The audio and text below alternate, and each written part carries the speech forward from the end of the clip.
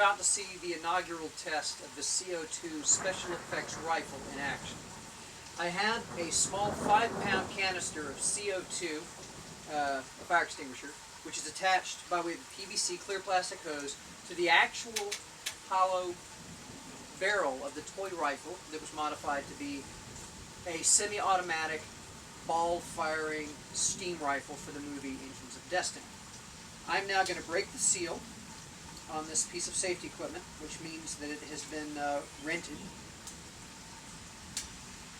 There goes the seal. I'm going to pull the safety pin, which means that when I depress the handle, oh, very cold, high-pressure CO2 will go through the hose and exit, hopefully, the barrel of the prop gun. I'm going to start my cell phone recording because I want to catch my facial reaction. It's going to be either fantastic or it's going to just be pathetic either way. But I figured we'd sort of just kind of catch the proceeds, the events, the ensuing disaster live on video. Now, I've not tested this. This is a contraption of my own design. I don't claim that it's safe. I do claim that it's not deadly. That doesn't mean that I'm not about to lose an eye or have fingers frozen or something equally ridiculous. Nonetheless, I'm going to pull the trigger on the CO2 canister because the trigger on the gun is fake. And we're going to see what happens. We will either get an invisible, this is very likely, we will get an invisible emission of CO2 out the front, which will be sort of a non-starter, or we'll get an actual white cloud, which is what I'm hoping for. If we get an invisible emission, it means that I'm not going to be able to run the CO2 through the barrel. I'm simply going to have to put a short hose coming off the fire extinguisher and run it parallel to the barrel to the end of the prop and just have the special effects guys standing below frame when we fire off the CO2 during the actual shoot. Anyway. There we go. Okay. And I'm not going to do a countdown. I'm just going to pull the trigger. Ready? And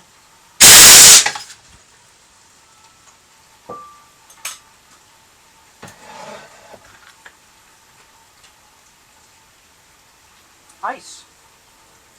Very seldom do I report after the initial test of one of my ad hoc designs that we have had an unqualified success. But I would say that is damn near an unqualified success. We're going to do it again, and I'm going to try my best not to damage the $3,000 Canon 5D Mark II, but I'm going to hold the gun because I haven't created a rifle so much as a carbon dioxide-powered rocket engine. So, here we go again. Stand by. There was a significant amount of kick, and God help us. Ready? And 3, 2, 1. The barrel is so cold that I just burned myself. It's turned white with ice.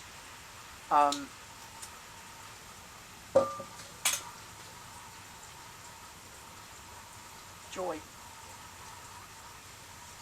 You know, I may have actually unintentionally created an actual weapon. Look at the ice. Look at the ice on this. I'm going to have to... You can't really see it. The gun is so cold I don't want to touch it. But the barrel has turned white. That's ice. There's cold emanating off the barrel. I wish you could see it. I'm going to use my cell phone to record this video.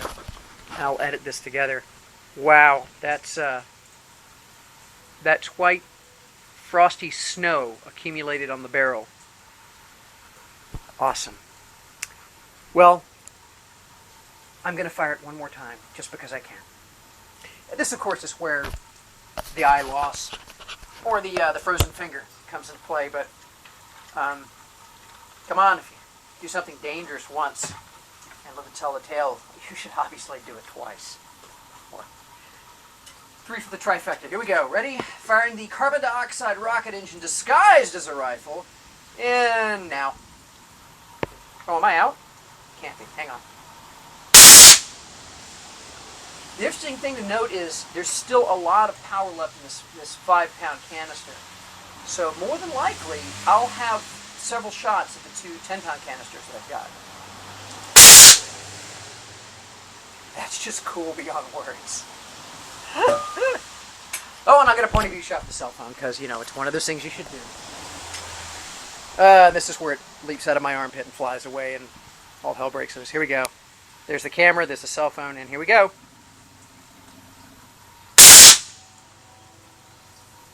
Cool beans, man.